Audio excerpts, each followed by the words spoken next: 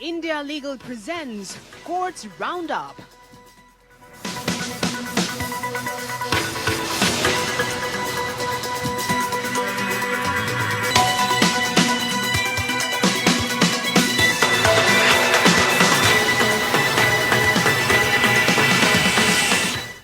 नमस्कार, courts roundup में आप सभी का बहुत बहुत स्वागत है। मैं हूं आपके साथ वक्ता दुबे और इस बुलेटिन में अगले आधे घंटे हम आपको कोर्ट से जुड़ी तमाम छोटी बड़ी खबरों से रूबरू करवाएंगे। कोर्ट की कार्रवाई और सुप्रीम कोर्ट से लेकर हाई कोर्ट और लोअर कोर्ट तक के फैसलों को आपके सामने रखेंगे। तो चलिए शुरू करते हैं कोर्ट्स राउंडअप।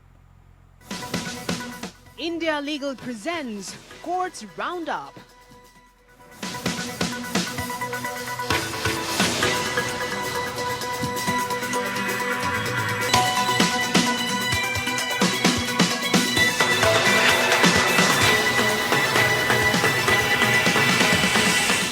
सुप्रीम कोर्ट ने सभी वीवीपैट पर्चियों का ईवीएम वोटों से मिलान करने की याचिका खारिज कर दी है। कोर्ट ने बैलेट पेपर से चुनाव कराने की मांग भी खारिज कर दी है।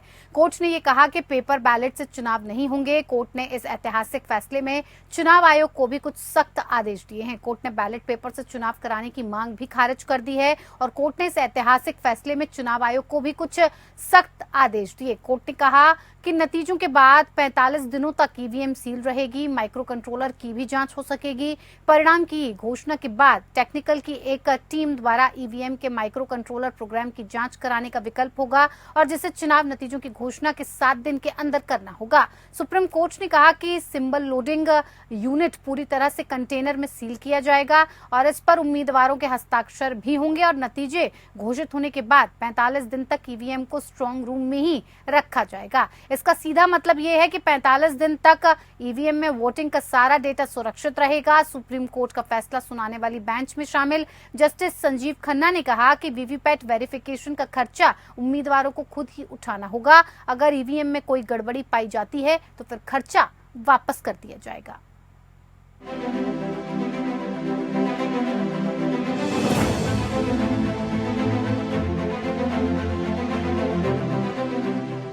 सुप्रीम कोर्ट ने ईवीएम के वोटों वीवीपैट पर्चियों से 100% सत्यापन की मांग वाली सभी याचिकाएं खारिज कर दी हैं। इसके साथ ही कोर्ट ने बैलेट पेपर से मतदान कराने वाली याचिकाओं को भी खारिज कर दिया है।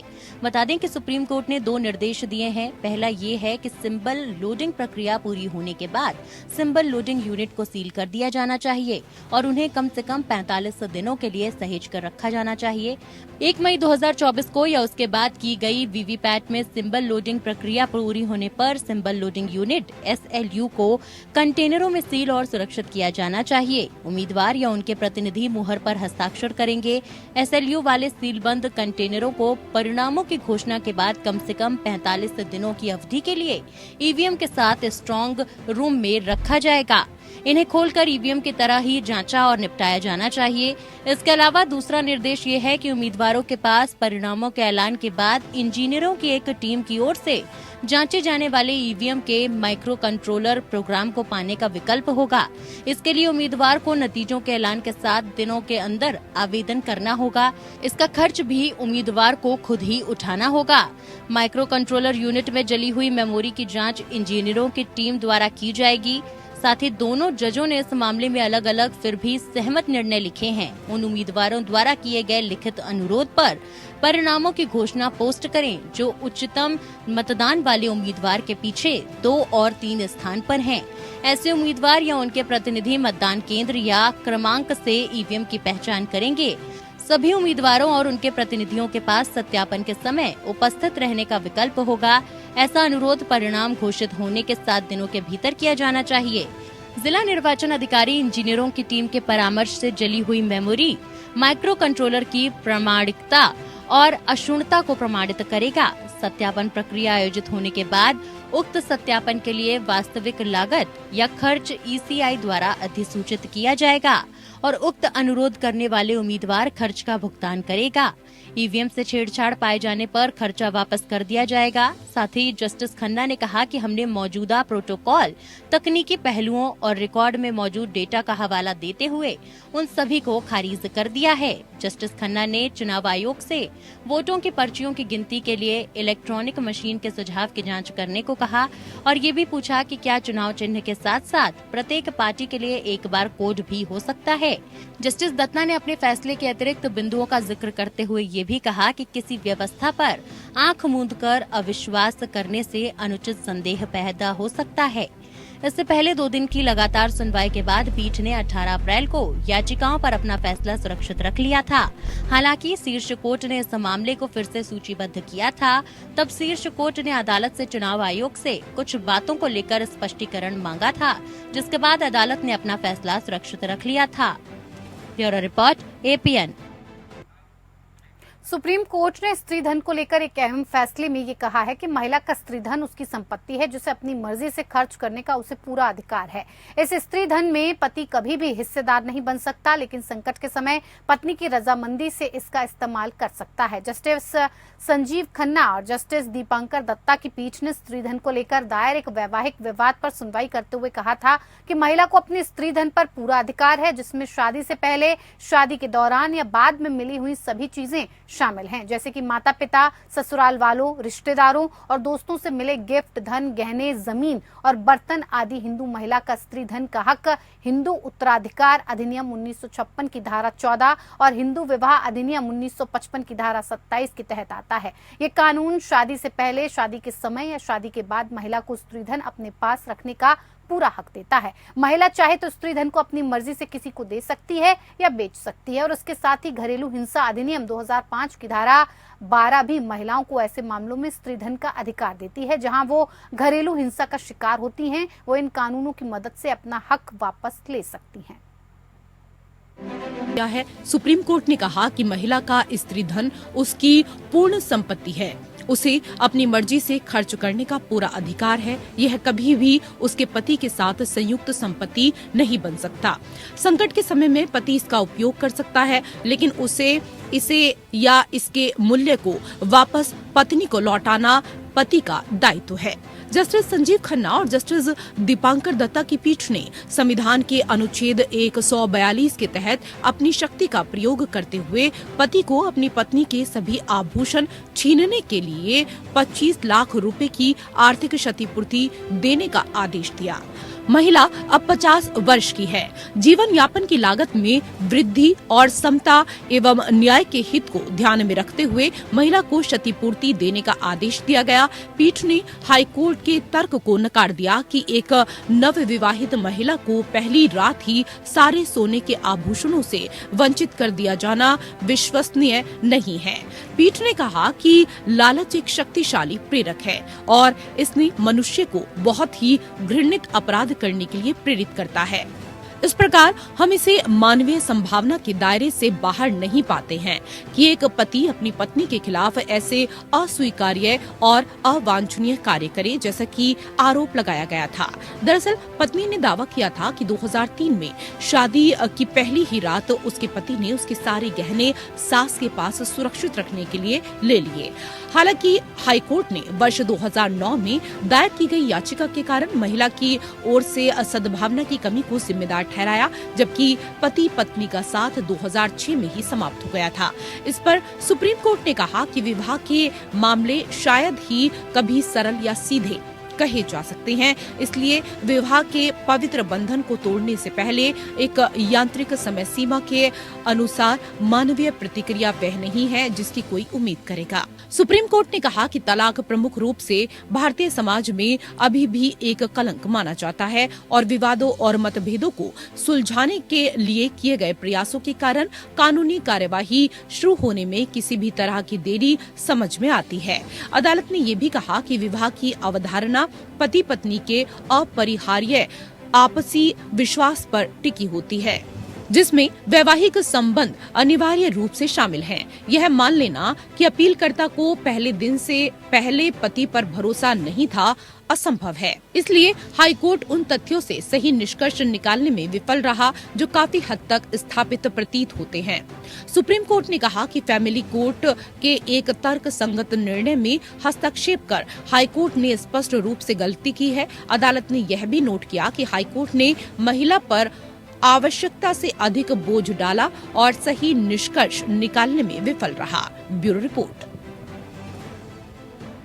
चलिए अब आइए इंडिया लीगल के वेब रिपोर्टर से समझते हैं कि स्त्री धन क्या होता है।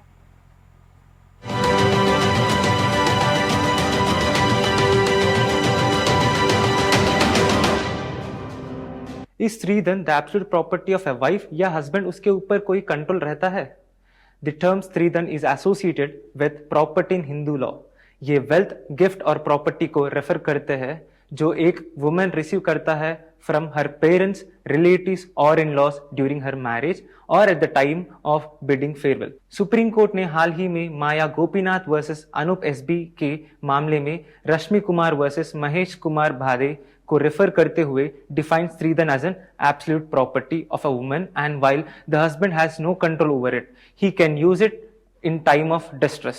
Nevertheless, he has moral obligation to restore the same or its value to his wife. एक वाइफ अपनी पति के खिलाफ कानूनी कार्रवाई कर सकती है if he denies returning stridhan property under section 14 of Hindu Succession Act 1956 as well as under section 27 of Hindu Marriage Act 1955.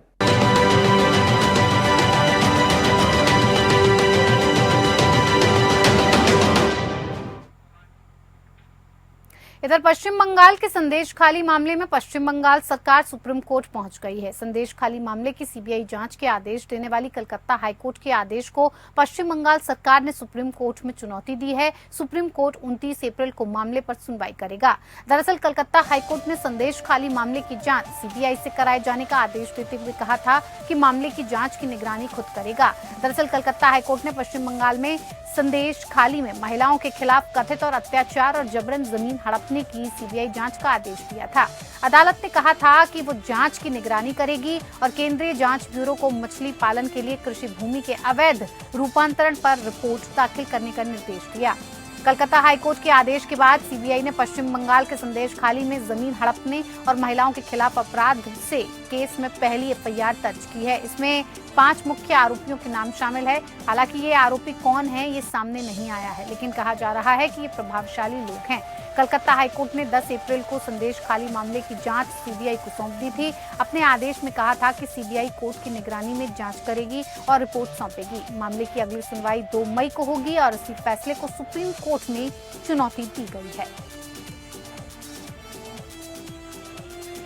Supreme Court ने ताजमहल के संरक्षण के लिए तैयार किए गए विजन डॉक्यूमेंट को लेकर भारतीय पुरातत्व सर्वेक्षण से जवाब मांगा है। जस्टिस अभय एस ओक और जस्टिस उज्जवल भुइया की खंडपीठ ने रमन द्वारा दायर आवेदन पर विचार किया, जिन्होंने ताज ट्रेपेजियन जोन में पर्यावरण प्रदूषण के बारे में चिंता जताई थी।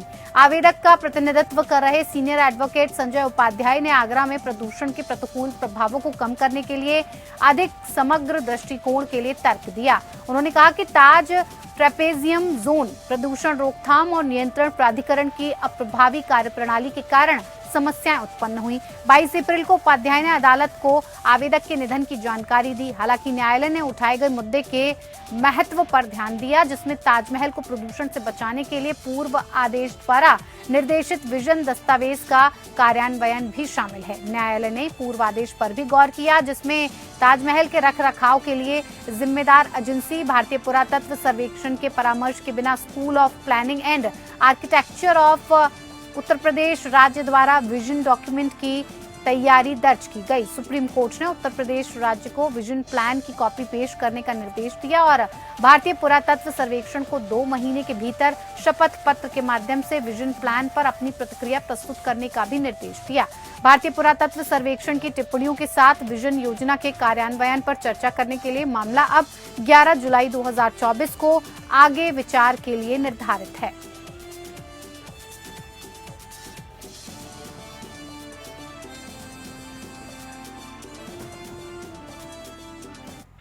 सुप्रीम कोर्ट को मुजफ्फरनगर स्टूडेंट थप्पड़ मामले की सुनवाई के दौरान उत्तर प्रदेश राज्य द्वारा सूचित किया गया कि अपराधी के खिलाफ चार्जशीट तैयार है और केवल संबंधित प्राधिकारी से मंजूरी की प्रतीक्षा है।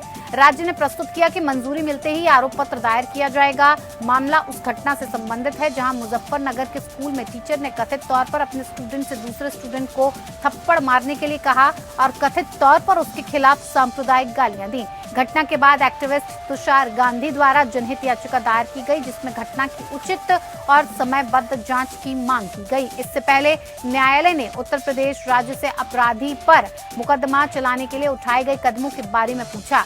एडिशनल एडवोकेट जनरल गरिमा प्रसाद को इस संबंध में राज्य से निर्देश प्राप्त करने के लिए कहा गया। यूपी राज्य की ओर से पेश वकील ने अदालत को अपराधी के खिलाफ मुकदमा चलाने के संबंध में जानकारी दी। उन्होंने कहा कि जांच के दौरान करीब 18 गवाहों के बयान दर्ज किए गए। इसके अलावा आरोपी को धारा 41A CRPC नोटिस जारी किया गया है और उसका बयान भी दर्ज किया गया और चार्जशीट तैयार है। न्यायालय ने इस दलील को दर्ज करते हुए आदेश दिया। यूपी राज्य की ओर से पेश वकील ने ये कहा कि चार्जशीट तैयार है, हालांकि मंजूरी का इंतजार है। उनका कहना है कि मंजूरी मिलते ही चार्जशीट दाखिल कर दी जाएगी। कार्यवाही के दौरान कोर्ट ने पीड़ित बच्चे के पिता की ओर से दायर अर्जी पर भी सुनवाई की। प्रतीत होता है कि आवेदन मां बच्चे की ट्यूशन फीस की प्रतिपूर्ति और स्टेशनरी, स्कूल यूनिफॉर्म और इसी तरह की चीजें प्रदान करने के लिए प्रार्थनाएं शामिल हैं। दलीलें सुनने के बाद अदालत ने राज्य को इन प्रार्थनाओं के अनुपालन के संबंध में हलफनामा दाखिल करने का आदेश दिया और मामले को 2 सप्ताह के बाद के लिए पोस्ट कर दिया। बच्चे के पिता राज्य द्वारा दायर निर्देशों के लिए आ रहे हैं। यूपी राज्य की ओर से पेश हुए AAG ने ये कहा कि प्रार्थना A और C का अनुपालन किया गया। हम राज्यों को आज से 2 सप्ताह की अवधि के भीतर आवेदन में प्रार्थनाओं से निपटने के लिए काउंटर दाखिल करने का निर्देश देते हैं। 10 मई को सूचीबद्ध किया जाए।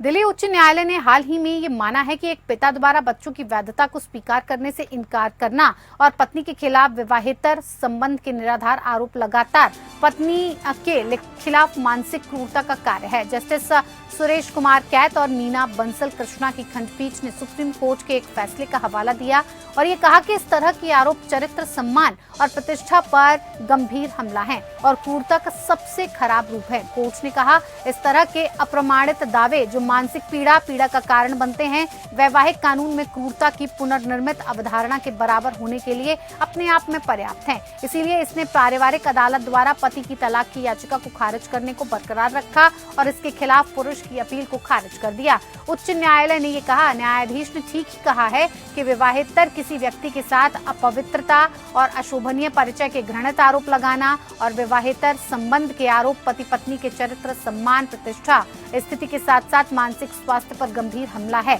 इस तरह के निंदनीय पति पत्नी पर लगाए गए विश्वासघात के निराधार आरोप और यहाँ तक कि बच्चों को भी नहीं बख्शना अपमान और क्रूरता का सबसे खराब रूप होगा जो अपीलकर्ता को तलाक मांगने से वंचित करने के लिए पर्याप्त है। ये एक ऐसा मामला है जहां अपीलकर्ता ने स्वयं गलती की है और उसे तलाक का लाभ नहीं दिया जा सकता है। उस व्यक्ति का मामला ये था कि वो सितंबर 2004 में अपनी पत्नी से मिला और अगले साल शादी कर ली। उन्होंने कहा कि जब वो नशे में था तब महिला ने उसके साथ यौन संबंध स्थापित करने के बाद उस पर शादी करने का दबाव डाला और बाद में उसे बताया कि वो गर्भवती थी। अपीलकर्ता पति ने आगे आरोप लगाया कि पत्नी ने आत्महत्या करने की धमकी दी और उसके कई पुरुषों के साथ अवैध संबंध थे। मामले पर विचार करने के बाद कोर्ट ने पति के आरोपों को खारिज कर दिया। कोर्ट ने फैसला सुनाया कि पति पत्नी पर लगाए गए किसी भी आरोप को साबित नहीं कर पाया, इसीलिए कोर्ट ने याचिका खारिज कर दी।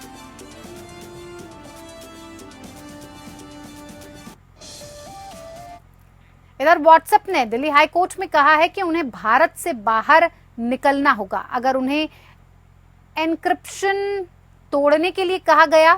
कंपनी का कहना है कि लोग इस प्लेटफॉर्म का इस्तेमाल प्राइवेसी और एंड टू एंड एन्क्रिप्शन की वजह से करते हैं। अगर उन्हें इसे तोड़ना पड़ा तो व्हाट्सएप प्लेटफॉर्म भारत में काम करना बंद कर देगा।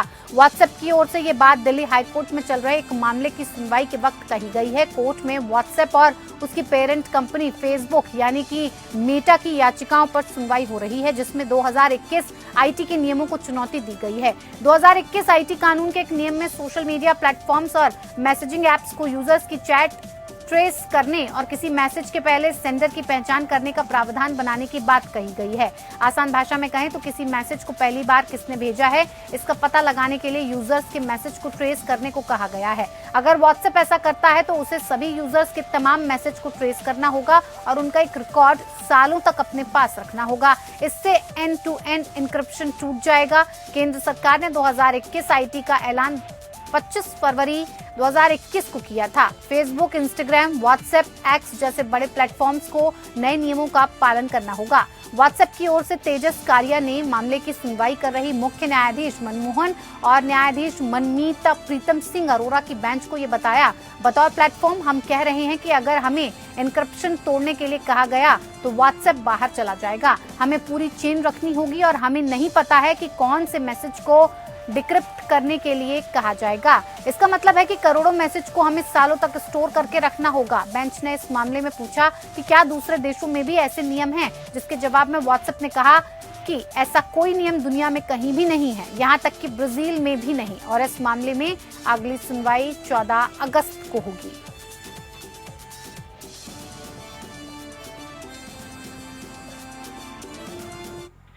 चलिए, कोर्ट्स राउंडअप में मेरे साथ इतना ही। नमस्कार। India Legal presents Courts Roundup.